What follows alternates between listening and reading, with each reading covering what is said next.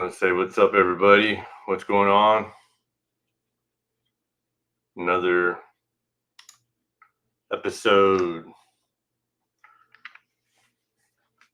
So today is Memorial Day, and it was kind of, in a way, the Memorial Day. For me, keeps every year keeps getting feels a little different. And with that being said, I went to the memorial this morning, and I went ahead and I went and just visited, and it was kind of eerie. So I guess what happened, quiet. It was a little bit later, and so it was a cool experience going over there and experiencing everything that was going on. Um, with that being said, it was quiet. It was peaceful. It was a very good moment of seeing everything kind of follow through. So now I got this fixed. I'm trying to do two different things at once.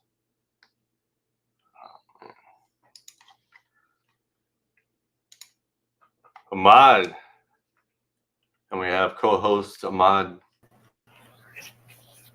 Yeah, what's up? Whoa, whoa, whoa! A What little am loud. I too loud? Yeah, just a little bit. Okay. I'm trying to add his live to. We're live on YouTube, but we're not live on Instagram. So that's why I had Uh, problems with it earlier. So that's sorry for the delay. So yeah, this May 27th, 2024. A little late right now, but it is what it is. Well, I mean, what are you gonna do? As I was telling the audience, it's just a little weird with everything going on. And and then what's everything? I believe just around the world, and I think it hits a little different when you have things going on, as in worldly events. And today was Memorial Day, to celebrate for these veterans that are passed away and not here with us no more. So, Hmm. but yeah, it was just a little something something today. I stopped by the veterans today, and I went in there and Veterans Memorial over there in north of Houston. So it was interesting. Okay. So what'd y'all do? No, I went solo. I went by myself. Okay, but there was. Hold on. So you just went to what now? This morning I went to Houston Veterans Memorial. Nah, just to the memorial itself. Okay. Right. And All right. when I went to the memorial, it was just kind of eerie. I was saying, real weird. So glad I got it out of the way, because it's kind of just a weird feeling when you go there. It's like you're going there and then you're visiting, and I mean a lot of all of those servicemen and service people who serve. And I meant, like, get out of the way. I meant as in it's kind of, I love to go pay my respects, but it's just not as exciting and sad. I mean, it's just kind of just sad. Yeah, I can imagine. So it being sad, um, kind of hits you different, because when I explained on my video, when I was younger, it didn't hit me. It didn't hit me like that. So now it hits me a little different. Right. Yeah, man. All right, now we're official, We're official what? live on Instagram. See, Oh. I try to do the Instagram, because when we do the Instagram, the Instagram is throws us more out there to keep it more consistent. So Mm. that was, so I'll explain later on the difficulty earlier, but that's why I had to send the link. Yeah, so I guess from that Trump going to the Libertarian Party in Washington, there was a convention for the Libertarians. He showed Okay. up. Did he? I got a video on that where he gets booed. It's almost he's a comedian being booed off, being heckled, but then he still pushes through. So, as in comparison, and I'm basing on comparison of what the candidates are right now. So you got Biden and then you got Trump. If Biden had even Biden got invited to the Libertarian Party convention, but he didn't. Did he? Yeah, they declined. The administration declined. So Yeah, why would anyone want to go to that? for votes, why not? What for votes? Whose votes? Well, my point is, Trump showed up. That's my point. I mean, who wouldn't want to Well, go there? I mean, they're a very small percentage, but it was almost funny because even in the video, it's almost relative. Like I said, it was similar to a comedy show, and this did he guy's go to going, their? Okay, so their national convention is going on. "Yeah, it's a big Okay, deal." so they've I mean, sure. I dabbled in libertarianism once upon a time, but then I grew up and figured out that you can't live in fantasy land. But who did they nominate? I don't know who they let me see, who is nominated, this? but I doubt they Chase nominated Oliver. Trump. No, they didn't nominate Trump. No, No. no. What do you what? No, but that's No. the Okay, the plea they that he nominated said. Chase Oliver for president. Mhm. But his Or plea they his plea rejected was Donald Trump and Robert F. Hold on. So Donald Trump and Robert F. Kennedy Jr. after they each spoke at the party's convention. All right. So they nominated Chase Oliver. Wait, Now, who is wait, Chase what? Oliver? Probably not a millionaire or billionaire. I don't know. No, I doubt it. But He talked to support to the liberty. Okay, hold on. Kennedy got a friendly reception when he spoke on. Keep going. no, I'm just Go. saying. My point was they even communicated of combining ideas, like or promising whatever some of the agenda is for the libertarians, and them explaining, hey, and Trump reiterating, saying, hey, I got you. Like, that was the point of the deal of him visiting as well, was to visit and acknowledge, say, hey, if we stick together, we can go against the Democrats if you vote for me. But then, like, he barely can even get to the speech. I got the video on it right now. I mean, because because they know there's no way that they have. We can fight for what? Because libertarians are not. I mean, there's nothing in lockstep that Donald Trump or the Republican Party would have with actual libertarians. Yeah. But let's keep moving. All right. So show me the video. Oh, the video? Mm-hmm. Of course they were going to boo him. They should, if they're true libertarians. Well, but then again, you talk to libertarians, and every time you give a point to a libertarian, they always say, well, that person's not a true libertarian. So it's like the no true Scotsman thing. And who knows what a true libertarian really is. But keep moving. What you got? I follow Dave Smith. So Dave Smith is...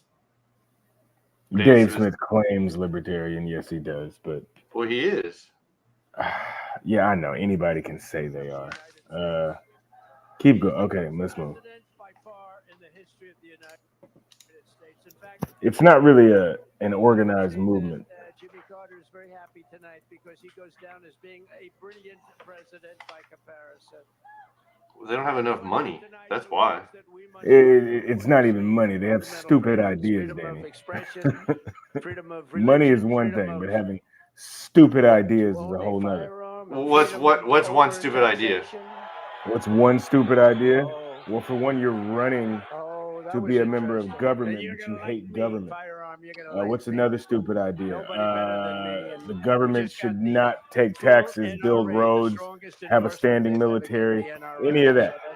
Do you like the fire department, Danny? Freedom from They're not overregulation. going to get rid of the fire department. Freedom Yes. from government That's what They're not discrimination. defunding the police, And though. we believe that we They do don't. not have There would a be no police free to country defund if you we had do not have libertarians. free speech. And very Is the strongly point? believe There would that. have been no police. We stand opposed. Read to the government libertarian I don't- tyranny in all platform, of its but I don't many think they're that forms. We are radical. opposed They to are I'm that not saying I radical. agree. They're government that libertarians, spies on Danny. political campaigns that Read what a would do that libertarian like me, is. like they did on me. Spies But on what the I had American said, people, it censors was us, just and crushes around the what Dave rights of Smith's its been own saying citizens, lately, which and then some of the the things he Biden brings up. And I just administration kind does. of, I don't side Okay, with We what want everything kind he of says. government things out has of our Dave business, Smith out of brought our up? wallets, and out of our Well, like I lives. said That's what we earlier, want. Like what? like he's explaining right We now. believe that Marxism is an evil doctrine straight from the ashes of hell. Having Marxism in our government is intolerable, and teaching it to our children is considered to us child abuse. We believe that the job of the United States military is I not just to wanted to show wage how they were endless heckling him. regime change wars around the Mhm. globe, senseless wars. The job of the United States military is to defend America from attack and invasion here at home. We believe that property rights are fundamental. Okay, so to where a is he free talking about society, these and that people Joe teaching Biden's rampant Marxism? inflation is a monstrous theft. You want to back it up? Sure. So they believe that. Okay, keep Got going. the full NRA, the strongest endorsement they've ever given the NRA, so that's good. Freedom from overregulation, freedom from government discrimination, and we believe that we do not have a free country if we do not have free speech, and very strongly believe that. We stand opposed. I guess to I didn't really government want tyranny to in dwell all on its this many too long. forms. I We guess are it was more the opposed to heckling. a government that spies on political campaigns. But and on what your that point, might be. Yeah, I guess Like they did libertarians on me, are spies just on the American people, censors us, and they're crushes different, the right? rights of its own citizens. Yeah, which different the to say Biden the least. administration does. We want government out of our business, out of our wallets, Yeah. and out of our lives. That's what we want. Very different. We Now, I believe that dabbled with it Marxism is an evil before doctrine straight from the with ashes. Ron Paul, and I also had a professor who in college who evidently an economics professor who had us read a lot of von Mises libertarian economics. And yeah, man, you know, it all sounds real cool. Basically anarchy, because there's really no way to be a libertarian and have government at all. Because when what would the purpose of government be? Even when he says about our military, if you're a true libertarian, you don't believe in having any standing military. None of this would be there. There would be no standing military. Yeah. Under libertarianism. There would be no roads. Unless people with money. So one of the things that, because I watched the libertarian debate, I think it was 2016. And I mean, these idiots sat there and argued for an hour about issuing driver's licenses, right? So one of the guys is a doctor. So they don't believe the government should even issue driver's licenses. There should be no regulation. If I want to say I'm a heart surgeon and you're willing to come to me and use my heart surgeon, use my service as a heart surgeon, I've never been to school. I don't know how to perform heart surgery, but I'm allowed to do that in that system. Because there's no one to regulate it. Yeah. You know, there's good things about having certain regulations. There's good things about having building regulations. All right? Regulations of how a building has to be built. Fire codes. So that if a fire happens, it doesn't just ignite into a wick so that people can get out. It's nice to have fire escapes. And unfortunately, the only way we manage to do that is by having that be a regulation. Because if you let capitalists run free, they're going to do whatever it takes to spend the least money and make the most money. Of course. It happens. That's America. Okay. So it's not just, it's the whole world. Because really and truly, when you go to other places that don't have as many regulations and you see how quickly buildings burn, all those people that die in earthquakes in other countries, it's because there's no building regulations. There's no regulations on how you have to build a home in Haiti. Well, yeah, that's they have more. They don't have enough time to worry about building regulations. They have more time to worry about not getting killed by militias. Well, see, I'm saying even before all of this craziness happened with the militia, you still had an anarchy style thing.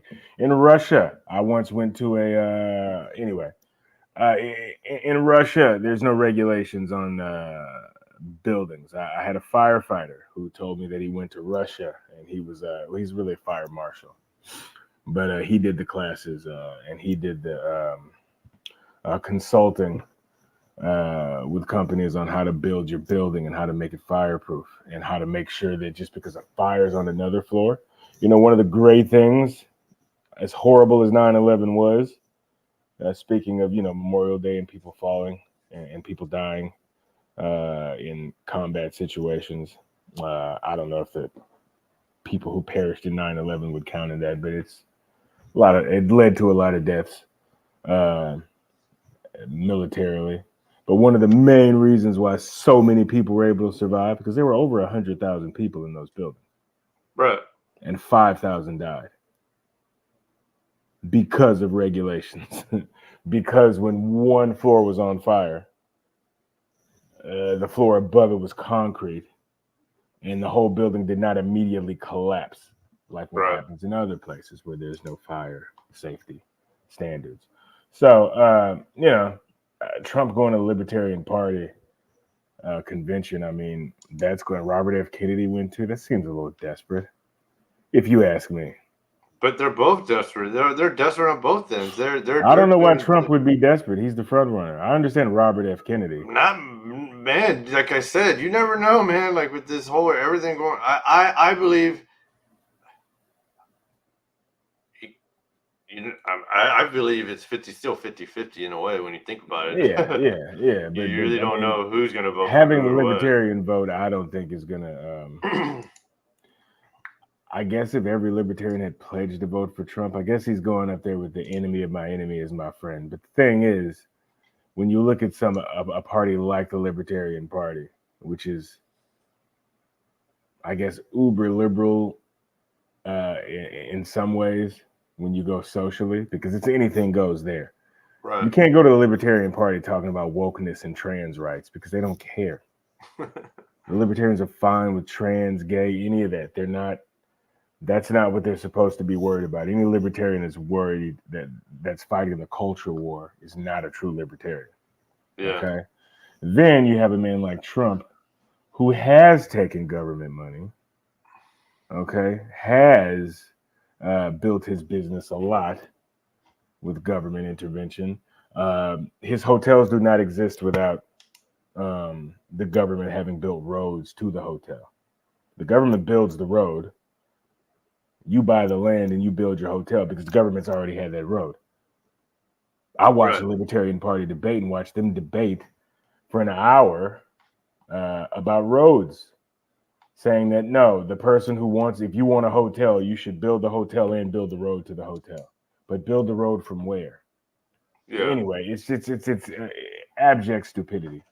And okay, you can like Dave Smith all you want, but Dave Smith's cool. I want to go see that dude live.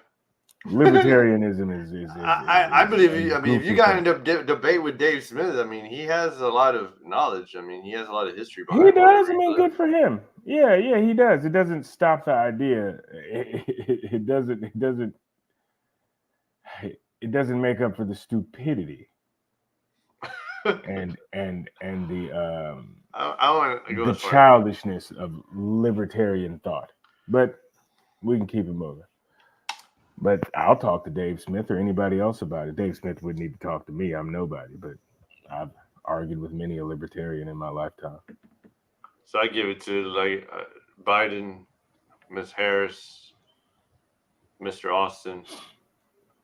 They all showed up at the Tomb of Unknown. Tomb of Unknown is the tomb of where it represents soldiers who didn't come back, and it's a constant. Have you ever heard of this? Well, the Tomb of Unknown Soldier? Yeah. Yes. Have you been there? I've not been there. No. Okay, so this soldier, the soldier that's right. Anyways, there's a soldier that walks back and forth, and when he walks back and forth, it's the 24 hours a day, 7 days a week, 365 days a year, every day. That tomb is guarded. In order to even be a guard, you have to be exactly about 6 foot. You have to be 6 foot, waist no more than a 31, 28, 29, 30, 31. Any branch can apply for it, from what I understand, but you have to have excellent scores, your qualifications. I think you even had to do a few deployments to really understand and really grasp. Like, they're not going to grab any average Joe who just got a boot camp. Oh yeah, go hold the guard the tomb of the unknown.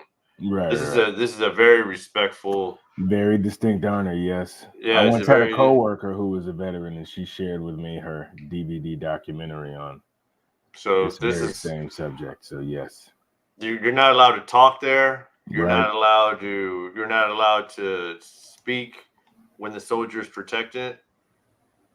So right now it's quiet, and it stays quiet there. And then there goes the tomb. The soldier that he walks on that walkway back and forth. Obviously, they're putting the reef. So I think it's very interesting because a lot of people don't even know about it. And no cell phones, no nothing. Being placed by the president. I guess he needs help walking to it. Yeah.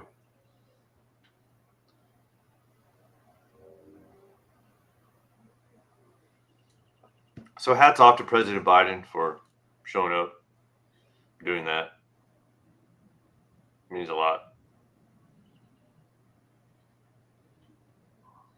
Obviously, his son passed, so it hits him pretty hard. Now, Miss Harris, on the other hand, I hate to say it, I don't know sure she has the same regard, Well, we don't know. And that's so cool when they do that. They snap the boots together. That's so awesome. And then they have like these thick pieces of metal on it that makes this loud noise.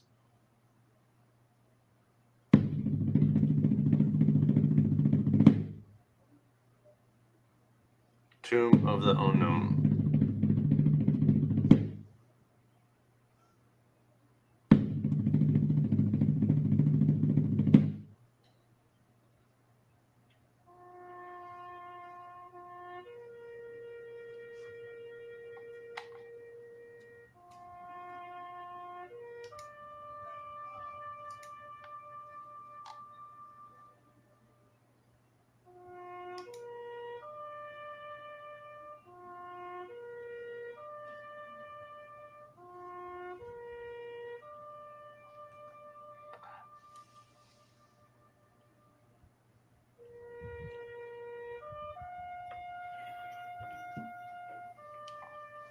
We just went live on Facebook.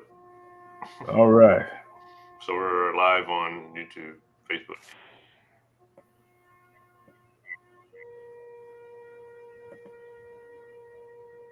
Just FYI.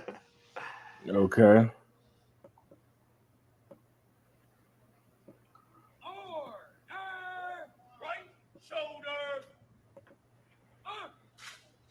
Man, that gives me like chills. I swear, it gives me like when you're there and you hear all that, dude, it gives you like chills. It's weird. The president has paused for a moment of silence.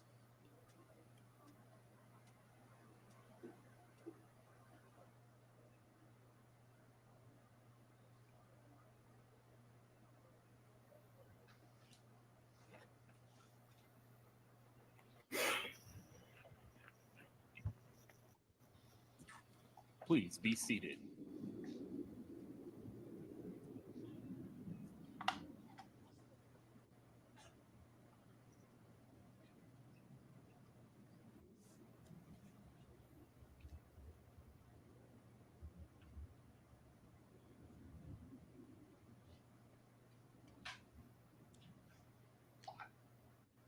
another cool monument is, or a good cool memorial, is that Korean War memorial, especially at night, Yeah. because it depicts them fighting in the cold, which is where a lot of soldiers passed, and Right. because they were fighting in 30-degree just temperatures or whatnot. Yeah, man. It gets cold up there. And then it gets very cold in Korea. I think my aunt's dad fought over there. So yeah, and then I believe everybody has some family that did something. Oh yeah. Because Especially your dad wasn't your dad. I mean, your grandfather or your. Well, my grandfather was in Vietnam. The early stages of it. My great grandfather stormed the beaches of Normandy and lost his leg there. So yeah, I have a few relatives that. I have another uncle who fought in the first Gulf War. Cousin who went house to house in Fallujah. So yeah, man. Yeah, shout out to JJ. JJ was a Marine in Fallujah. So I got a lot of respect for that young man. And yeah, man. So yeah, a lot of military. And then a bunch of people who served in peacetime also. Right. And you can't and then you call things peacetime, but there's operations going on all the time. There's never any peacetime. If you ask me. So yeah, definitely, yeah. Memorial Day definitely is a, there's no fireworks on Memorial Day. It definitely is giving it somber. It's a much more somber, much more reflective. I wish that we would do more reflection on Memorial Day, and there would be some sort of an international Memorial Day, so that we can sort of look at some of the futileness that our wars are bringing. I don't think people understand that though. Mm-hmm. The futility, excuse me. So that's why I said I believe, like right now, me just even talking about it, bringing it up, I'm helping that's my part. My part is just I don't say Happy Memorial Day. I just say Memorial Day. Have a safe Memorial Day. Yeah. I don't say happy. You can't say happy. Yeah. No. People can say whatever. Like people can interpret Memorial Day. You shouldn't. And say Happy Memorial Day. I used to say Happy Memorial Day, but but over time, I learn and I see this, I see that, I realize this and that. So. Well, it's a somber holiday. It's not meant to be happy. Yeah. It's just a day to mourn. It's a day to reflect and a day to thank those who did participate in campaigns that led to freedom and things of that nature, and also to me to reflect on those who may have fought in campaigns that were not necessarily in the pursuit of freedom, justice, or anything like that. So, I'm just being real. The soldiers themselves, there's nothing, people join the military for many different reasons, and they're sent to execute certain operations. It's all very convoluted, and when you talk to it's that. But when you talk to actual combat veterans, there's always a sort of, especially of the wars of the previous few generations. I think pretty much everything after World War II is kind of questionable, as far as motives and as far as what those wars were fought for and why, and what good came out of any of those. Yeah. because we're still spiraling back to the same place in most of those conflicts. And I mean, I have a friend of mine's in Vietnam now, hanging out. Vietnam's one of those ones where, the Vietnamese people are very, because they don't seem to harbor any real hard feelings. But they're Buddhist. Particularly to Americans about it. think Well, I they're- mean, yeah, but Buddhism, I mean, that has nothing to do with it. I mean, it's forgiven. I You think think that there's Buddhism some is a? I think there's some forgiving in their, I don't know. religion. Well, Well, there's I would forgiving say, in most every religion, but I don't think it has anything to do with Buddhism. To be honest, I think it You has don't think more to so? do with more, No, not really, because I mean, there's Buddhists. A lot of people in China are Buddhists. A lot of people in India are Buddhists. A lot of people everywhere are Buddhists. And remember, the Buddhists invented Kung Fu. Kung Fu came from the Chinese. So don't just get this whole thing about Buddhists being all real peaceful. All right. well, no, Uh, but you're saying like Vietnamese after the war and now 30 plus years later, like, mhm. I mean, I'm sure they've never forgave. harbored the well, yeah, forgiven. I think they sort of look at it as. But I would see Vietnam being more religious than America in general. I mean, it depends on Personally. what you mean by Well, religious. But I don't think the people are saying let's forgive them because we're Buddhist. I just think it has to do with I mean, that war was very odd. It's very odd how we got it, how the United States got involved. And like I say, Yeah. everything I'll always say, the worst people collectively in the history of the planet Earth are the French people. how did you just call it the French people? Oh, yeah, the French people. Yeah, just look at all of their colonies. Just look at every conflict that exists now.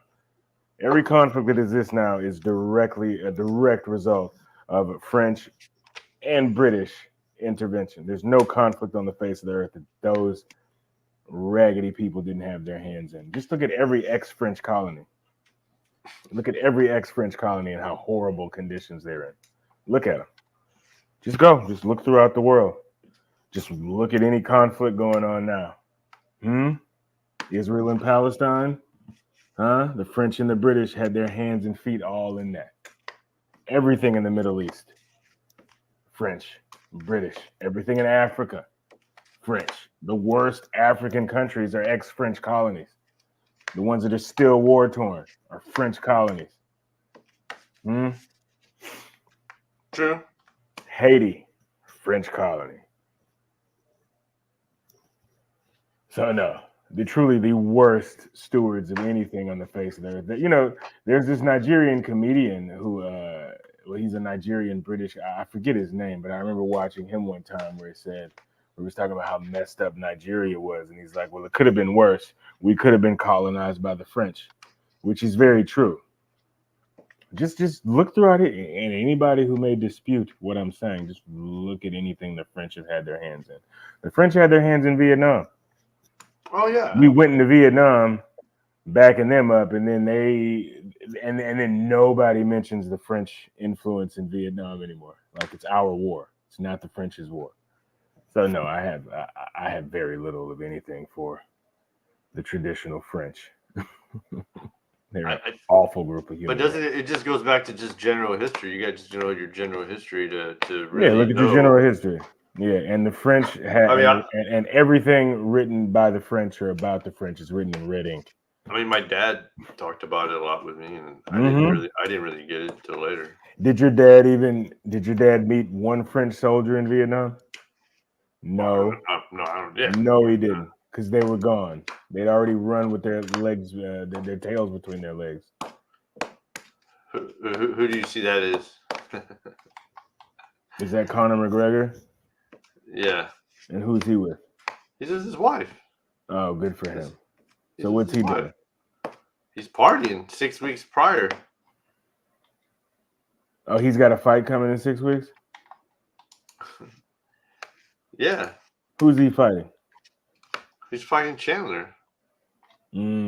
So tell me what's supposed to happen with that. Okay, ahead of UFC return. Behind 6 every weeks shot. from now. All right, fill me in on Chandler. The As we UFC watch fighter. this WNBA commercial. He's a very good fighter. And is he still hungry? He's well, this is all stemming from they were hosting the UFC. They're both coaches on that UFC show where they bring in these amateur The Ultimate fighters, Fighter. and then they watch them, and then they coach them, and so forth, and then him and Chandler. That's where the beef kind of started. Which there was a beef already before, and then the beef grew from there. Obviously, that's after McGregor had already healed from his injury. He healed from his injury, and then finally got his fight. Okay. I don't know what's going on. It is kind of weird. This video, I take it for the fact of I'm not sure if it's true or not. The video of he might not be drunk. Dancing. He might not be drunk. He's probably drunk. Yeah. Who knows? But it's 6 weeks from the fight, right? Yeah, 6 weeks, and he's out partying. And, is he out partying or is this on his yacht? I mean, look at him. Oh, well, I don't know if it's. Well, he's definitely partying. I don't think it's on his yacht. Yeah. Well, I mean, hell. So what? The mixed martial arts community is okay. They're saying bet your house on Conor. You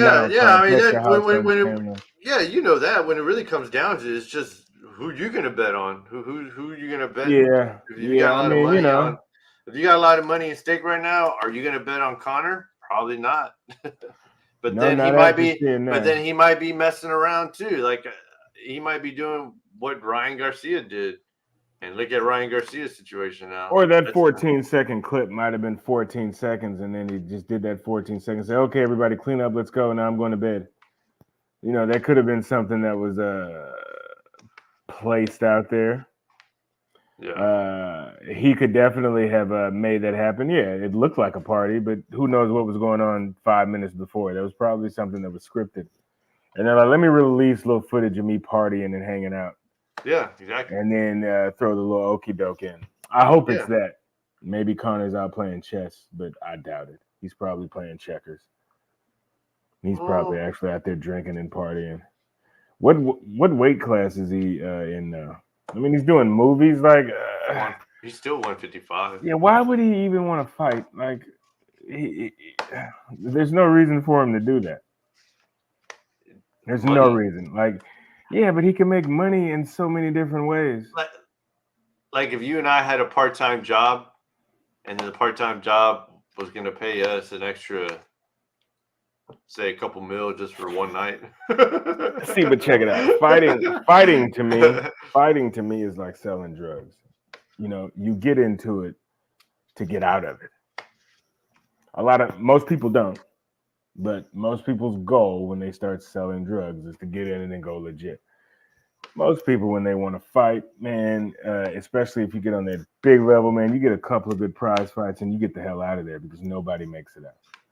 You take your money and run. Because number one, when you get fat and happy, fighting is really, that's why fighters' kids don't make great fighters. Because they grow up rich. Now, there is one where Floyd Mayweather was a fighter's child, but his dad was on drugs for a long time and squandered all the money. And Floyd grew up in a single-parent household, kind of poor, so he still had that hunger to be a fighter. But you look at like Julio Cesar Chavez Jr., like guys like that, Marvis Frazier. You got to have that hunger. Like fighting it's not like basketball or even football, man. Like you got to have that hunger. You got to be willing to get hit in the nose and get hit in the face. Like that comes from poverty. Fighting comes from poverty. You don't come from fighting as a rich trust fund child, But I also believe that a lot of those fighters, if you get on a losing streak, obviously people are going to start looking the other way. Well, Now if you do 2 on, perfect example, Gilbert Burns. Gilbert Burns is a very, very to this day, one of the best fights I ever seen was him against Jamal. Like that fight was just crazy. And then and he still lost, all based on judging. Recently, another fight, like I would throw in comparison, was the Garza against Foster. That was the Houston local one, the one I was watching, and I critiqued that one. No hands down, I believe Garza won.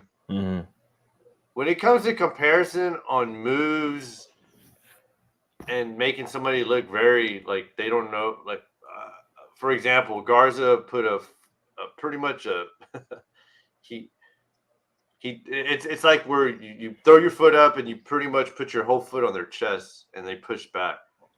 That was one of the best moves I had seen. I posted it and he pushed him down.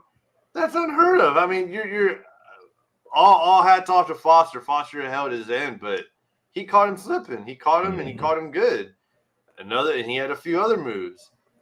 I just saw from the two fighters, I saw like Foster not really showing up on completing and completing his offense. I just saw a lot of but my point exactly is just when he puts into the judges, you got a lot of fighters that kind of still hang in there and they lose. But I guess another one that's not compared to what I'm saying would be not Max Holloway.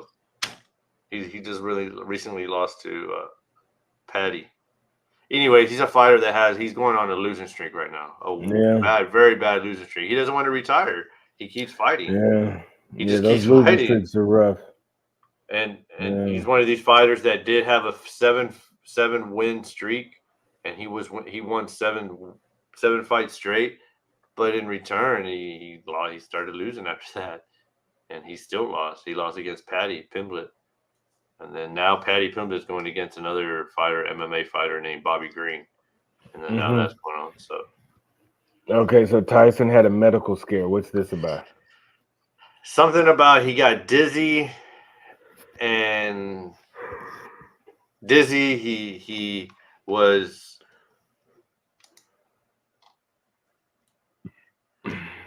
had medical scare, become nauseous and dizzy on a flight from Miami to Los Angeles on Sunday. His representatives told. I mean, the dude's 60. You get him on the flight. He comes, he goes, he's moving here, moving there, doing this, doing that. You know. I mean, or maybe he ate some bad the food. I mean, however, nauseous and dizzy. I was nauseous and dizzy not too long ago. However, his team says the 57-year-old is doing great after the incident that occurred just before nauseous landing. And dizzy just sounds like he ate a bad meal. Maybe he had a tuna that had been left out too long. But it's going back to how you said earlier. It's just saying the same thing. You never know what it could be. It could be just throwing fun in the game. But the thing is, like, who is Scott Thompson, Fox News? He's got to put out content because it doesn't pay very well. You know, like anybody can write for any of these organizations now, like, and you just got to keep putting out content. So somebody tweets that Mike Tyson had diarrhea on an airplane, and it's a medical scare all of a sudden. Yeah. So I don't know. We'll see. I mean, I thought they were going to talk about some sort of heart attack or something, like something that actually had. No, that's what I said. I thought the foot like fell down and then medical scare. Yeah. I was thinking Mike Tyson fell down and looked up and was like, I don't know where I'm at. And then a real medical scare. Yeah, but it sounds like he like, hey Mike, who's Mike? You know, they asked him, exactly. Mike? He's like, yo man, what the hell? The boy's like in July he's about to fight some young kid. They're reporting on a stomach virus. Like, stop it. Yeah, well, that's cool. Did you see the news about the strikes in Rafah? In Gaza. In Rafah? Rafah, West Bank, or Rafah, Gaza, wherever it is. There's actual strikes in Rafah? Yeah, man. The bombing. And they're trying to say now that they're horrific scenes because they hit the refugee camp. Hold on, I got it. Then the video, did you see the video of the Hamas leader when they told him that 3 of his sons and his grandchildren were killed. And he was in Qatar, and he just sort of, oh, okay. Yeah, that's not cool. Did you see that? Nah, but this is oh man, come on. Wait, what happened? Are you working on your?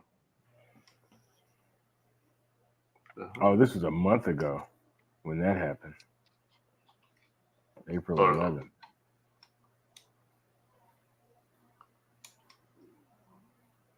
Well, no, there's video of May 27th today, 11 hours ago, and yeah, they're wilding out over there, getting a little crazy. Which Yeah, it already is crazy. But yeah, I think everybody's sort of condemning this one. Like, there's really not a whole lot that you can say when you hit the actual civilians. I got it right here, though. All right, pull it up. Yeah, they're wilding out. Look at that.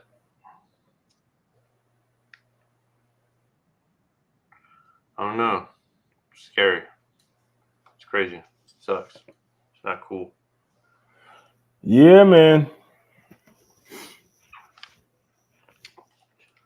Yeah, real sad things. So Different world. these are also some of the things that, not that different, but yeah. But again, this is the thing that I'm talking about trying to figure out like exactly. Yeah, look at that. What is the point of this? Like, what is anybody getting out of this? Yeah, I wonder if Instagram going to take me down. Huh? I said, I wonder what Instagram take me down. For what? I don't know. For showing all this. We'll see. We'll find out. Yeah, I mean, nothing's too crazy, but yeah, look at this. I mean, this is horrendous. There's no reason for this. This is going on in a lot of other places too. I mean, I know this one gets everyone's attention because, you know, of the religious aspect. So there's people taking sides religiously because for some reason, I don't know, God can't figure this out. He'll just let these people figure it out. He could just say, hey, man, no, I want these people to have the land, but I'll give you this land here. Also, like the piece of land they're fighting over, I mean, come on. There's not even any oil there. Like, what are you fighting over? You're fighting over a desert? It's all pummeled now.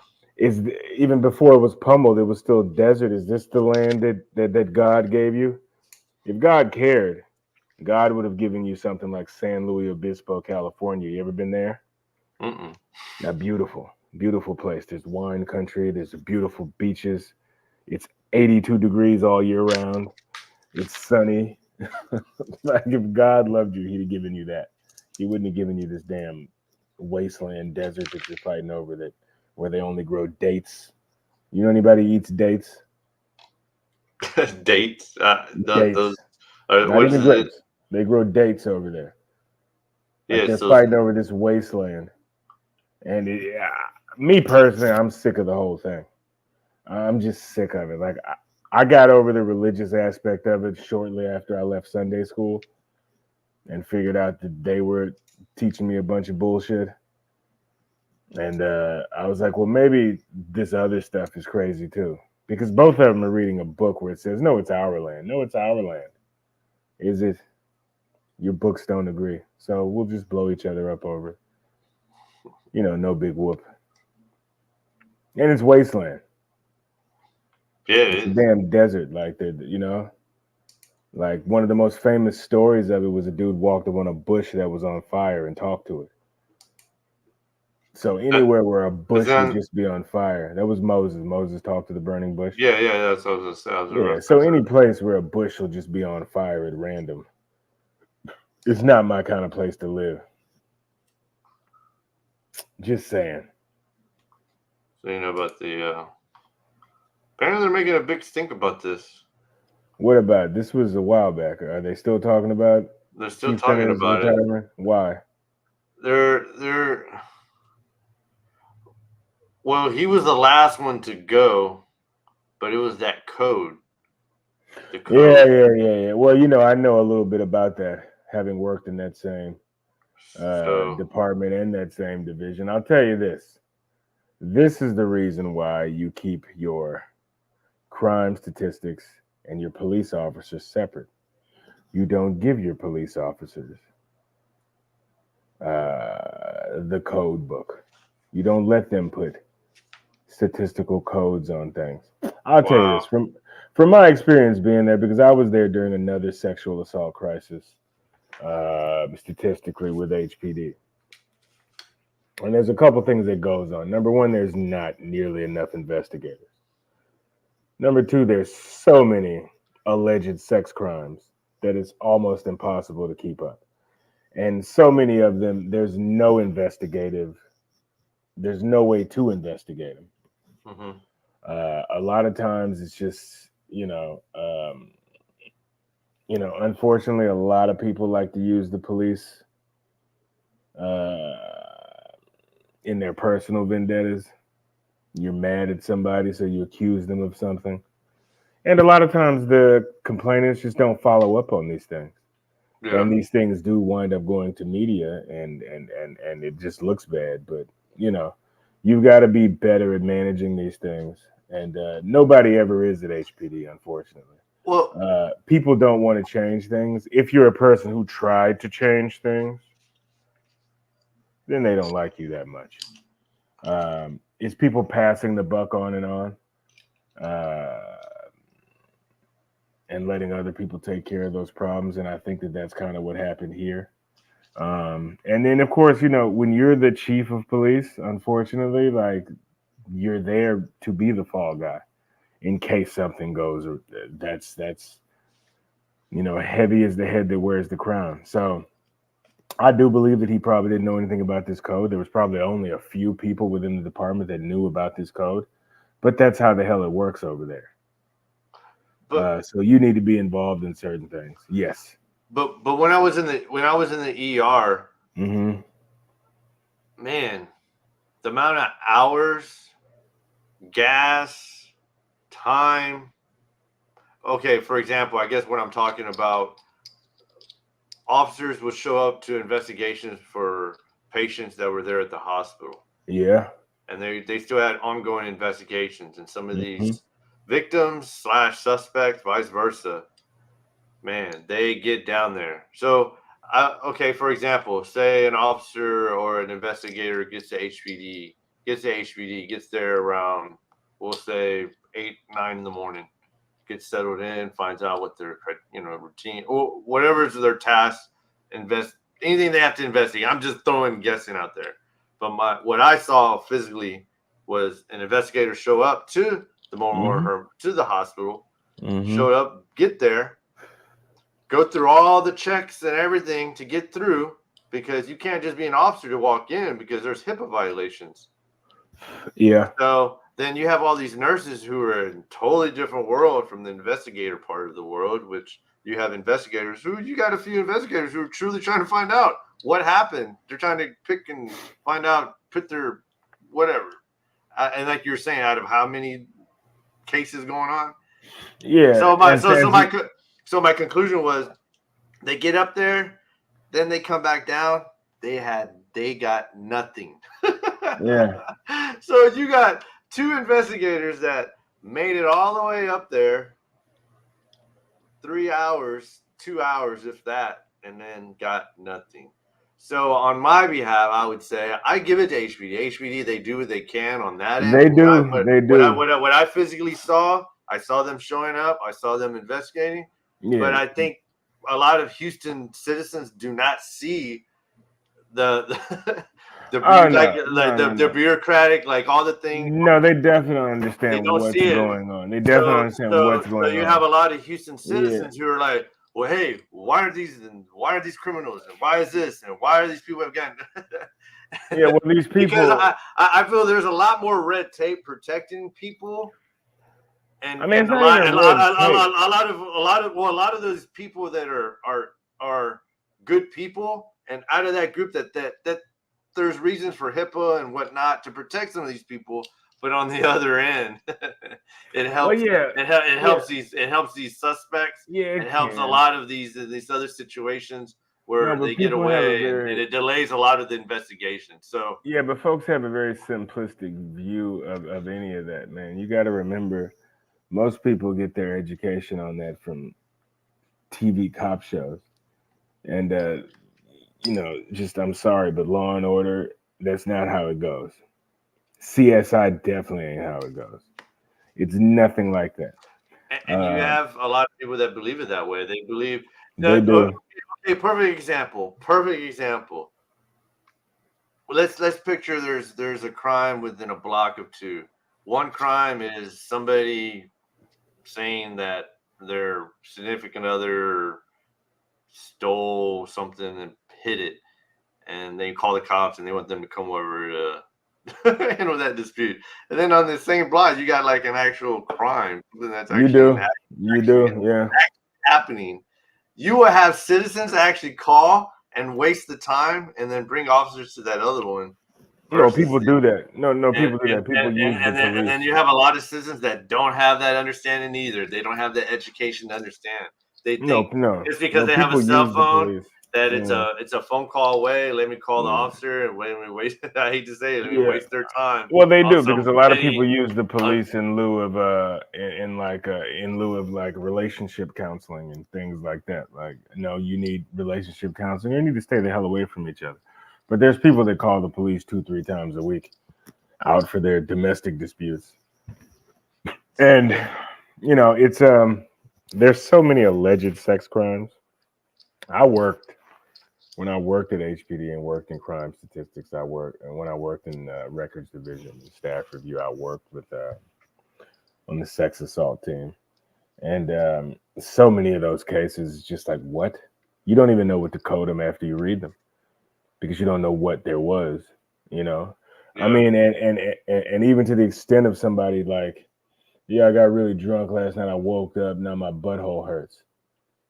That's an investigation sex crime offense. The person feels they were actually penetrated, but by whom, they have no idea. I don't know, man. So it's really difficult to investigate those things. And when I was involved in that first one, a lot of those things were just stupid cases, not stupid, but just cases like that there's nothing. They don't understand, like we got 60 to 70,000 police reports per month. That's a lot. It's crazy. 60 to 70,000 police reports per month. I'm not talking about calls for service. I'm talking about actual things where there was a call for service and there was a report written out about it. Okay, now a lot of them are, it's criminal mischief, like my windows, but 60 to 70,000 per month. Okay, just imagine that. In a department with maybe 5,500 officers. Okay, now that's just HPD's workload.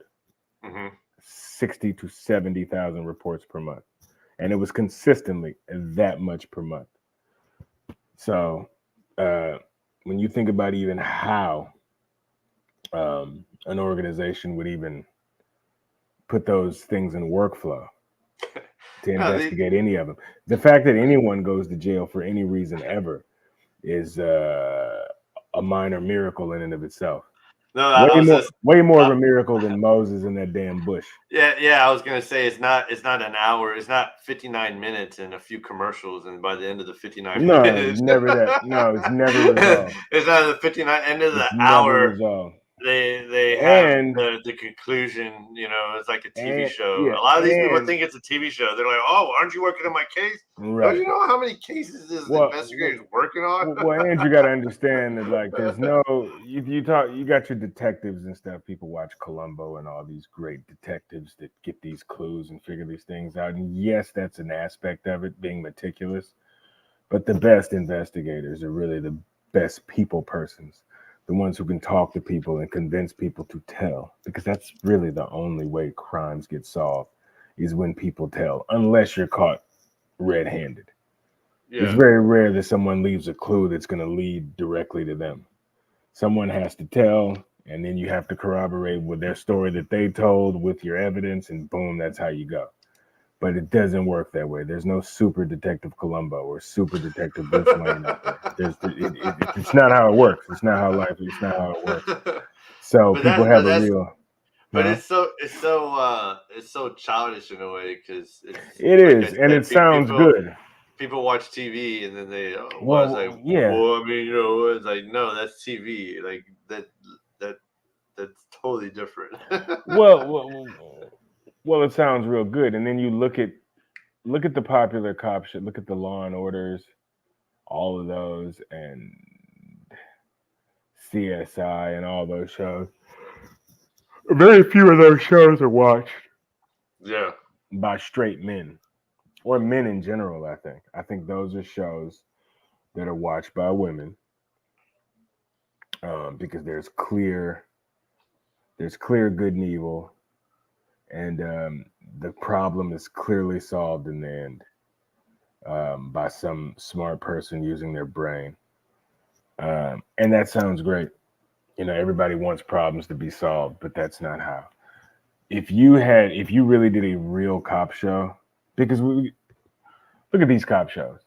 Just me as a person who did crime statistics for years, I look at these things and you have they have 26, 27, 30 episodes a year, right? Every one of them's a murder or something. You look at you look at the crime, or you're like, this is just one cop who's getting one murder every week. Uh-huh. Okay, so that's 30 murders he's got. Okay, they're not even talking about the other detectives in there. What horrible fucking dystopian world do these people live in where there's some horrible murder every week? Just think about some of your cop shows. Just think about it. Just think about your procedural cop show where every week there's a terrible, even in big cities like Houston and Chicago and places like that, this is not how life works. I got one. When I look at I'm in a relationship with a person who watches these shows and watches SVU, Matlock reruns and things like that. And you go back and you look back at a Matlock, okay?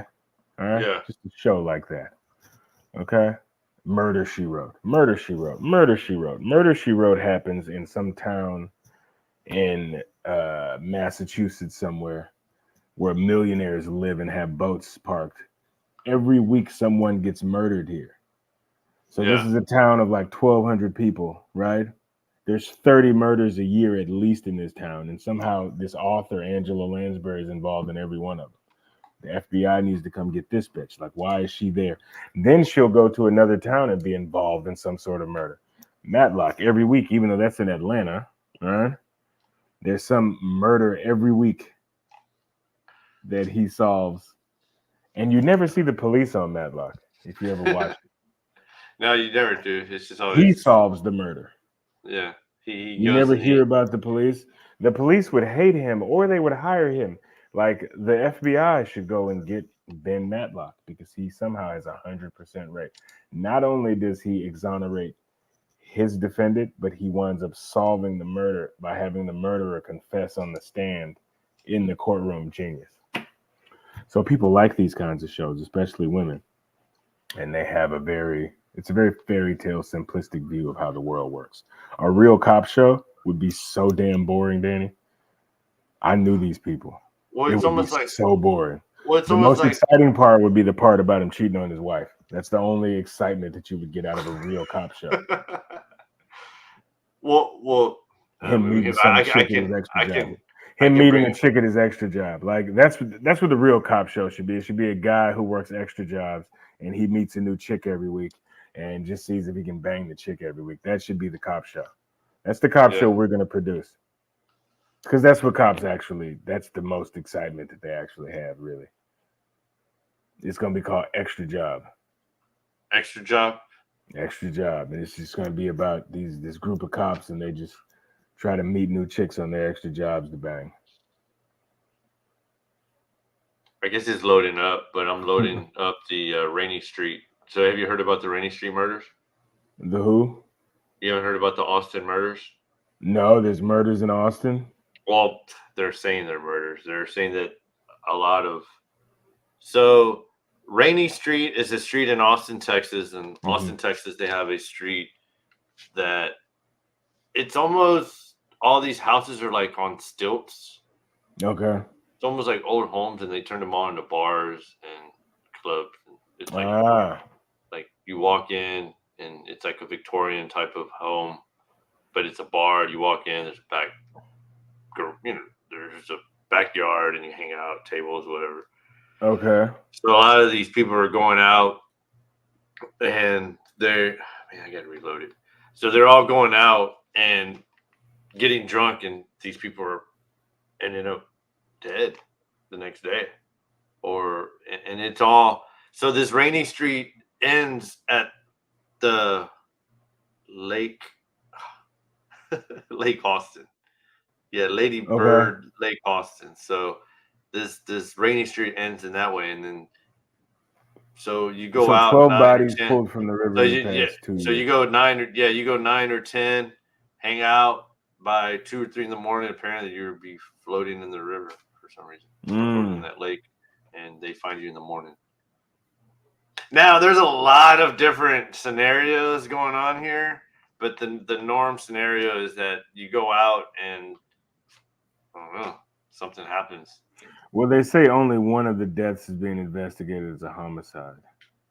Josue That's Moreno the thing, because a lot of the other ones, they're writing them off as in they the others are ruled as intoxicated, accidental drownings or foul play Right. ruled out without further explanation. Right, but it's that Rainy Street though, so it's a very weird situation. Yeah, but it's near the water, right? Yeah. Damn. So there's a lot of alcohol. Yeah, so there's a lot of alcohol being consumed, and then there's like water nearby that people can stumble into and fall. And I'm laughing because it can happen, It can definitely happen, yeah. It can definitely happen. So I don't see that it couldn't happen.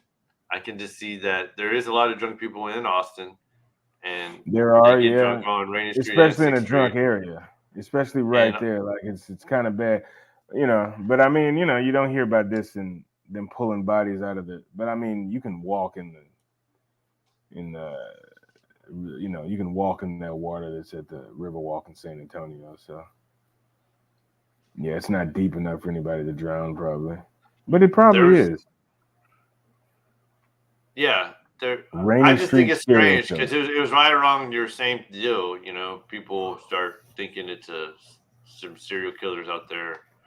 That's which it very well could be. Well, that's very well could be. Yeah, that could be. Yeah, but serial killers are usually ritualistic, so they'll do. That's what makes them a serial killer versus just like a killer. Because some people are just psycho, but some people are serial killers. Well, they recently caught somebody. Somebody was shooting on the street. So I don't know if that had anything to do with it. But yeah, but does that happen? I mean, because they say only one of these people was found with gunshot wounds. Yeah. Right, and that's Josue Moreno. So it's saying he was shot and his car was in. Yeah, it's Josue. It's Jousue. Yeah. Yeah. Josue Moreno. So he was actually shot in his vehicle. So it's like it seems as if he was shot and like was driving as something that's known to happen and drove his car into the river. I don't know. But usually there would be like a certain way, and the guys, it's all males too, is the crazy thing. Well, another rumor is that it's a gay serial killer. It could be. Now, is anything going on? How do they know? Are there? See, because a few of the people that passed were gay. They were gay. Okay, that's fine. But was there any sign that they were tampered with? Oh, I don't. Yeah, that's the thing. I read very briefly about it, and then I kind of forgot about it. Yeah, like gay dudes get drunk and fall in rivers too, I'm sure. Yeah, whether you're gay, trans, whatever gay, you straight, are, whatever. You get drunk and fall in a river. It just happens. Your friends leave you. Yeah, exactly. You might end up. Leave you. It happens regardless. So I don't know, man. He or she always does this. So whatever. Yeah. you know, so. So now that's been about an hour, man. I think we got a good amount of content. Yeah, man, I got stupid work in the morning. Yeah, man, we can do it again. Let's come in a little bit more researched because we should talk about this Rafa thing because it's probably going to be a lot of.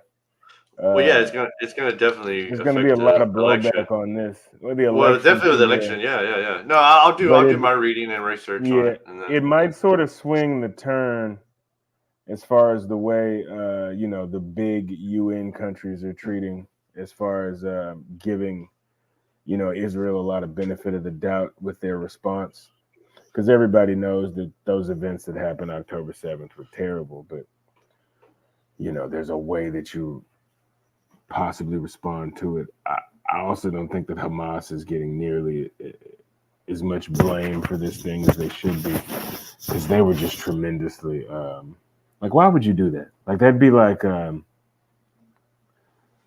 if you and me were hanging out and I just slapped the shit out of John Jones and take off running and you're left there. Yeah. You know what I mean? That's kind of what Hamas did. Hamas went out and did this shit knowing that it was going to be all hell breaking loose. I slapped John Jones and I'm like, all right, Danny, I'm out. You deal with this. Because they knew their people were going to be slaughtered, right? It's crazy. You knew that. So, I don't even understand what you thought you were going to benefit from that attack. No matter how many Israelis you killed, it was going to be 1,000 times worse what was going to happen potentially to your people, and you're getting your innocent people. And then the Hamas leader, he's in Qatar chilling. It's crazy. And like you said, when we have to think about things on Memorial Day, I think those are some things we have to think of too. Well, no, that's what I was saying. I felt this Memorial Day was a little different because of all those things that are happening right now. So then you have civil war in Sudan, you have Central African Republic. I mean, you have these things going on all over. I mean, on top of it, it's more of the people who, if it's no wars really going on, nothing that's really obvious, people don't think about it. And then once the world is going on, like what's going on right now in the world everywhere. I mean, we can talk about a lot, but everything going on, everybody's, where's the military? Oh, the military. Like, yeah, of course. But when the push comes to shove, the military is going to definitely do what they can. Yeah, they are, but we overuse the military. We overuse military everywhere. So, and every country's guilty of it. And this is just ridiculous to keep sending young people off, because I mean that's all that was done here. Like, you have a bunch of old people who have a bunch of beefs. None of the people who are fighting, even the Hamas fighters, nor the kids in the IDF, they have nothing to do with 1948. Like, why are they still fighting over shit that happened in 1948? It's ridiculous. But actually, like I said, that idea that I told you about how Jewish people are being accused of genocide, and they were, I mean, a genocide that happened to them, and now they're victims. But in 2024, that they're being accused. I mean, not who is being accused of that, which is pretty crazy. And that's coming from Dave Smith. That's something. Like I said, I listen to the guy. I like his comedy more than anything. Man, look. Dave Smith is a smart fella. I've listened to him speak about a lot of things, but I just can't take a grown man libertarian very seriously. As far as your politics. I get it. Because it's fairy tale. It's fairy tale lifestyle, and it's assuming the best about human nature. And the thing is, we have laws, and we have organized ourselves to have laws in order to protect everyone, so that we do not have a world in which every day is combat, which is what would happen if the libertarians had it their way. Yes, we talked about some of the issues with police today, but it's good that we have police. That keeps guys like, we saw the Puff Daddy video. That keeps guys like that in check. That keeps our women protected. That keeps us protected. I walk around with my firearm, Danny, Oh, I do too. I don't want to ever have to use it. I don't ever want to use it. for anything other than target practice. And I like the idea that there are mechanisms there, there are police there, and there's a society set up in a fashion where we don't have to worry about, just people just having their basest nature. I like that there's cameras and things so that people don't just see my laptop bag sitting on my seat and break my window and take it, because there is a threat of going to jail, and there's, I just I like roads. I like the fact that since I have to drive to this stupid job tomorrow, that there's a road I can drive on, even though there's a detour, which is all kinds of messed up, but we can get into that later. Anyway, but yeah, we're just rambling now. But yeah, man, let's do this again tomorrow or the next day. No, this is the plan. So everybody, if you're listening Sorry now, about fitness. whether you want to, whether you not, yeah, I'm gonna get my fitness channel up soon. Your fitness channel. Yeah, man, I'm getting fit, fool. I'm out here working out in these streets. Okay. I might get myself swole. Well, I just wanted to shout out to America the beautiful. Yeah, man. We'll definitely talk about that too. Getting your swole. Yeah, exactly. Yeah, man. I'm trying. It's a good deal too.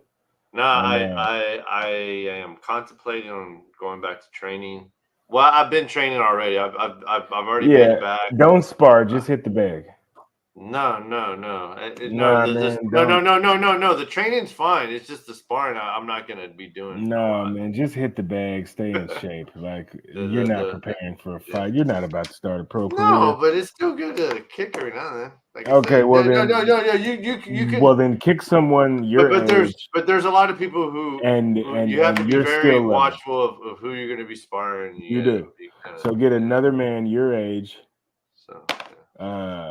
Your skill level, someone who has to go to work tomorrow, somebody who has maybe a family or a reason, like, hey man, we're gonna go light. Yeah, we're just no, true. You're right about that. But not some 26-year-old who's still measuring his dick. So yeah, just all right. America is beautiful. Yeah, and I'm critical of this country because I love it. No, of course. So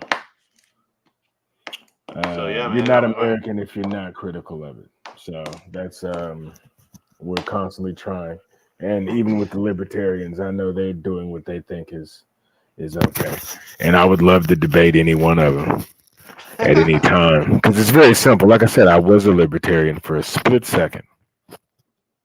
Yeah. And then I started thinking, nah, you know what? I kind of like that. We have an FAA that inspects planes and makes sure that that grounds planes for little stupid things, so that planes don't fall out of the sky. It's a very good thing that we have a National Transportation and Safety Board. Okay, it's a very good thing. Trust me, because you do not want to fly domestically in a country like Russia. No. None of these people would go and fly domestically in the Democratic Republic of the Congo. None of these libertarian people would ever get on a Congolese airline and fly across the Congo. Okay? Yeah. They would never do that. They would get on a plane that's either from from a North American country or a European country that has regulations, flight regulations. Yeah, we talked about it, the regulations. I'm just saying. Ask a libertarian. Ask a libertarian. Ask a libertarian to ride in a Yugo, like the 1970 Yugo.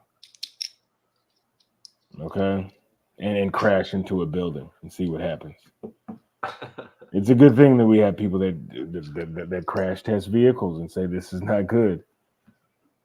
Get the fuck out of here. Trump and going to the libertarian. Oh God. See now that see that those are the moves Trump makes that I don't understand. Why would you go pandering to that audience? You don't need them. But like I told you, I feel they're both 50-50 and they both realize it, and then they're doing it. I mean, weed's gonna be scheduled to a Schedule 1 now. I mean, they're dropping it from a Schedule 1.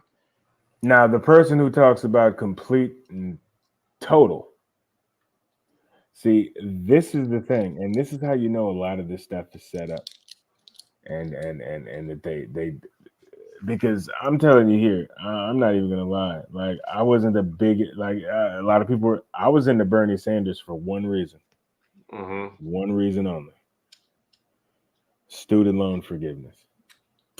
And personally, I think that student loan forgiveness would be a great boost to the economy, whatever it is. And I know a lot of people think that people got to worry, you took out these loans and all that, but the boost that the economy would get.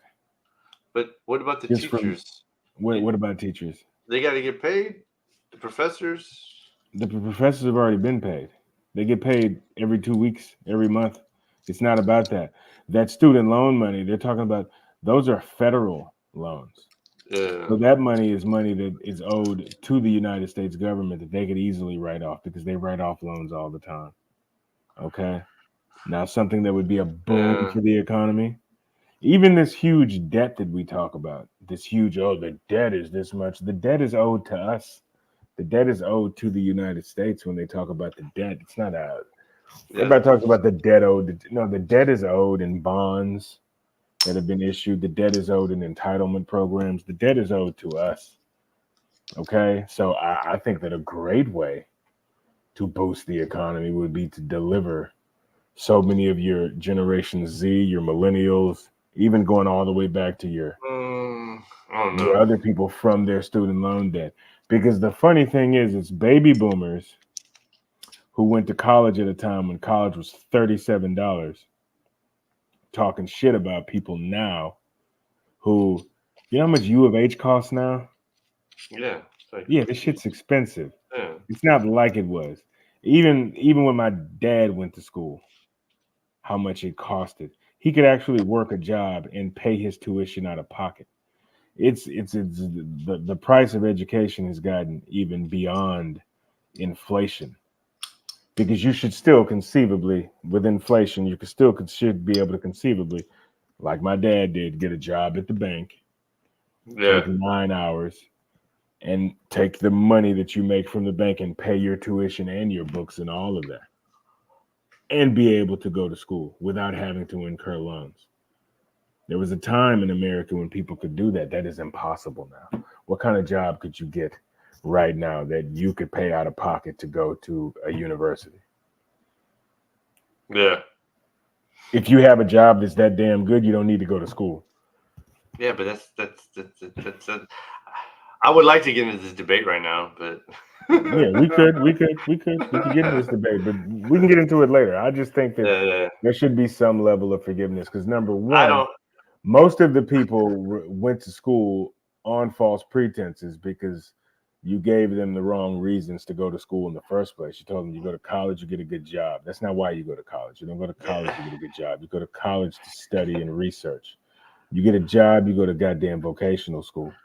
I don't think so. I don't think all loans should be relieved like that. I just don't believe it. I feel if you went all of them wouldn't be. All of them wouldn't be. All of them wouldn't be. Just the subsidized ones. Just the government. Just the federal student loan.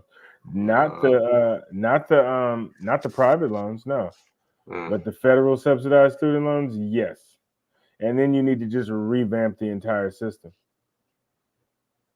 You give forgiveness, then you revamp the entire system.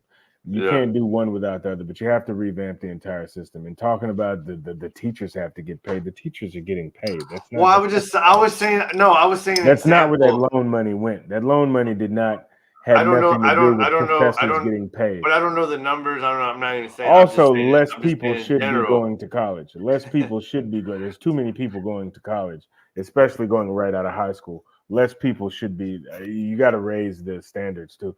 The standards aren't going to be raised. I'll tell you. They should be, because you send people to school for no reason. Then you give them these federal loans that they don't qualify for, thus then they artificially inflating. They should go serve in the military, so then they do their time, and then they return. They get their benefits, which no. That's an even trade. No, it can be.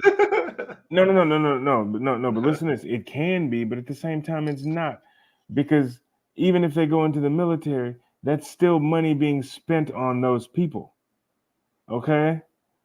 Those people go into the military and their stuff is paid for. Yeah, but I'm just Okay, talking about after libertarians the would time is hate you served, on that. though. But I'm talking After about the after the time time is is served, served. I Yes. know, but Danny, come on, that's people for the most part, especially if you don't need a huge standing military at that time. That's other people having money spent on them to go be stationed in Guam or in Korea somewhere. That's still that you could the money you're spending on them to be stationed there could be spent on forgiving that student loan and Yeah. sending that motherfucker to welding school so he can help build these bridges that are falling apart across this goddamn country. Which to me is more important than having somebody stationed in Korea. The fact that the bridges are collapsing. But that's And the not fact gonna that we had a storm ride through. Yeah, but that's not gonna change though. What's we're not always gonna gonna have change? we're always gonna have military overseas in other Okay, countries. well, see, And that money's always gonna be spent. Just well, like the see, money. just saying those things aren't going to change. That's not acceptable because those things have to be open. But It's wiping not out acceptable saying this is never gonna wiping out a student debt completely is. Yeah. I don't know. Man. I don't know about Yeah. That would make Uh, people eligible to buy homes. That would By make people relieving them of eligible. just going to school for free, literally for free. Yeah, really. Well, first off, nobody went to school 100% on subsidized loans. So all the loans would not be forgiven. You have to understand there are subsidized federal loans and there are private loans. Okay, the federal loans, yes. I would just wipe those out or at least take 50 grand. I'll take 50,000 off. Fine. 50,000. We'll forgive up to 50,000 in your loans. Okay? That way, your FICO score isn't affected as heavily and you actually have some financial freedom. Maybe you can move out of your mother's house. Maybe you can actually start your damn life. Maybe you can buy a car. The struggling auto industry, maybe those people can actually buy a car now. Get their damn lives started. But I feel what you're saying right now is almost relative to Maybe they can buy a home. That's almost like relative to back in the same idea, like back in the 40s and 50s, where they say, "Hey, let's start giving, like, helping out, like with Medicare. Let's start doing these other things and Social Security and all this paying into." But that's like the same idea in a way. Like that's like saying, like, let's help them out. What's wrong with those things? But no. But like where it's at now.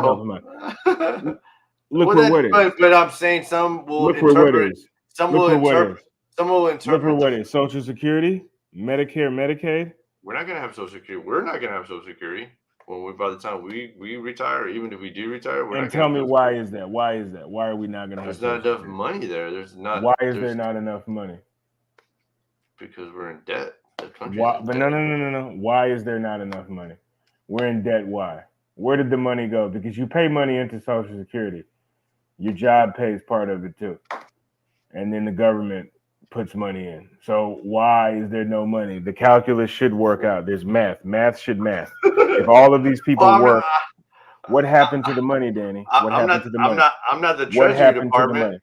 Exactly. What happened to the money? The government. That's the problem. The government is the one that takes the money and they take it. And so what happened to the money? They promised me. So the problem was not the program. The problem was mismanagement of the funds. But the mismanagement has already been done. It's after the mismanagement has been done. Yes, the mismanagement has been done.